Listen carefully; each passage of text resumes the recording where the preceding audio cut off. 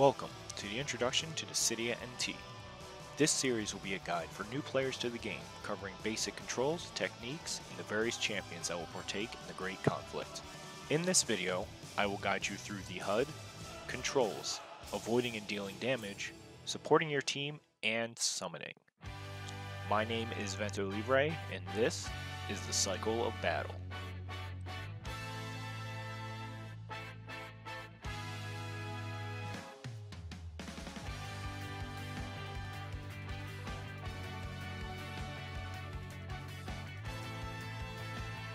The HUD in Dissidia NT can be broken up into various sections. To start, we have the player status at the bottom. This displays your current bravery, hit points, mini-map number, and EX skills. There will also be indicators next to the HP bar that shows any currently active stats effects, be it positive or negative. To the left of the bravery counter is a small red circle with the number 4. This marker shows which enemy player or players are currently targeting you. In the top left corner, you will see the match timer, summon gauges, and team stock counter. The match will end when either the timer hits 0 or one team's 3 stocks have been taken out by the opposing team. The summon gauge, found on the top and bottom of the stock counter, displays how close the respective team is to being able to evoke their summon. In the opposite corner, we have the break bonus. When a player reduces the bravery of another below 0, the attacking player gains a bonus 1000 bravery. During break status, bravery will steadily return to its base value of 1000, and an HP attack used during break will do 0 damage to the opponent. Avoid being broken at all costs. Below the break bonus is the minimap. This shows the player in the center with either red for enemies or blue for allies numbered dots to represent player position. The minimap is also divided by circles or rings that help denote the range at which an opponent is and whether certain attacks will reach them. There will also be lines connecting the markers showing which player is targeting who. In this example, the red line connecting 4 to 1 shows that the enemy Garland is currently targeting the player. The line is also reflected in the center of the screen as a slight curve leading from the enemy to the player. When this line is red, that means an attack is coming your way. Be on the lookout for when you are targeted. Under our minimap, we have the enemy status. This displays the enemy, their minimap number, their current bravery and HP, any positive or negative effects, if any, that are active, and which players are targeting them. On the left side of the HP bar, the small blue circle with the number 1 indicates that the current player in this example is targeting the enemy. Lastly, the dash gauge. The small meter only appears when it is below 100%. As you use your dash or wall run, the gauge steadily depletes. When the gauge is empty, you won't be able to move as fast to avoid danger. The dash gauge refills automatically whenever you are moving on the ground. The dash gauge is essential for closing the distance between you and the enemy, and also for putting some space between you and a troublesome foe. Always stay alert to not only what's in front of you, but the various aspects of your HUD as well. Keeping your head on the swivel is key to winning the match. Movement in Dissidia NT falls into a few categories. The first is running. While on the ground, simply tilting the left stick in any direction will allow you to move around freely. While not the fastest way to get around, it is always available to you as an option. Next is dashing. There are 2 kinds of dash inputs. The first is free dash, which can be done by tilting the left stick in any direction while holding R1. This allows you to move horizontally at a faster rate, but you gain no vertical movement from this. If this is done while on the ground, you will dash along the surface of a stage, but will stop upon reaching a wall, obstacle, or platform edge. The second type of dash is called a target dash.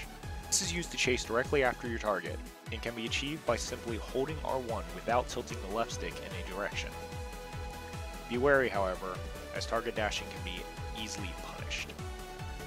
In Dissidia NT, the battle can happen on the ground and in the air. Jumping is simple and can be an effective tool for traversing the various stages. All characters have a normal jump, as well as a double jump or air jump. The only exception to this rule are the Assassin class, which will be covered in a future video. Assassin type characters have a total of 3 jumps instead of 2. The maximum height that can be achieved through just jumping, however, is the same, regardless of how many jumps a character may have. As with any fighting game, knowing when to guard or dodge is a very important lesson to learn.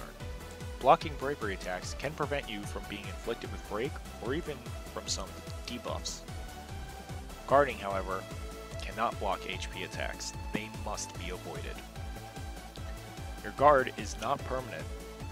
The shield surrounding your character will grow weaker over time, or if it is struck with an attack. The color indicates the current strength of the shield, with green being full and red indicating your shield is about to break. If your guard is broken, you'll be dazed for a short amount of time and vulnerable to anything that the enemy throws at you. Dodging can sometimes be a best option if your shield is weak. Not only does it help you avoid an oncoming attack, but it gives you a brief burst of movement as well. Dodging can sometimes be the best option if your shield is weak. Not only does it help you avoid an oncoming attack, but it gives you movement as well.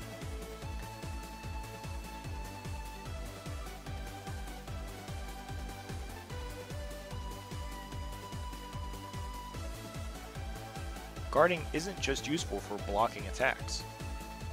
While in midair, you can guard to drop quickly to the ground. This is an effective means of avoiding damage while airborne or when you need to replenish your dash gauge. Bravery is a numeric measure of your strength. The higher your bravery is, the harder your HP attacks will hit. To gain bravery, each character has a variety of attacks to assault your enemies with. From close range melee strikes to long range projectiles, each attack has its uses. Most characters have 3 brave attacks on the ground and in the air, as well as a ground and aerial dash attack. Some characters have more and some have less. Keep this in mind when choosing who to play. When you have been hit by a brave attack, you can do an aerial recovery by pressing the jump button after being knocked back. This recovery gives you a brief moment of invulnerability, but can be punished by an expecting opponent. Mix up your timing with your recovery to keep your enemies on their toes. EX skills are supportive abilities that can help your allies or hinder your foes. They are divided into 2 main categories: common and unique. Common EX skills are ones that you can select to take into battle with you. These are available to all characters. These skills can reduce a foe's defense or even regenerate lost hit points for your team. Unique EX skills are character specific, each playing an important part of a character's general playstyle. Warrior of Light, for example, is capable of inflicting a debuff on all enemies near him that forces them to target him and only him for a brief period of time. This in turn would allow his 2 allies to easily attack and damage them without the risk of a counterattack. And finally, we have summons. Summons are great tools that can turn the tide of a match. Summons can be, well, summoned to the battlefield once the summon gauge is filled. Filling the summon gauge can be done in 2 ways. The first way is through destroying the summon core. This core spawns after 30 seconds from the start of a match, and then every 30 seconds after one has been destroyed. Destroying the summon core fills a large portion of the summon gauge. The other way is to simply damage your foes and support your allies. While much slower, it can be done in between core spawns. In order to perform a summon, your team must channel the summon for a brief period of time. When only one player is channeling, the summon takes the longest. With 2 out of the 3 players channeling, the summoning only takes a couple of seconds to complete. When all 3 team members are channeling simultaneously, the summon is instantaneous.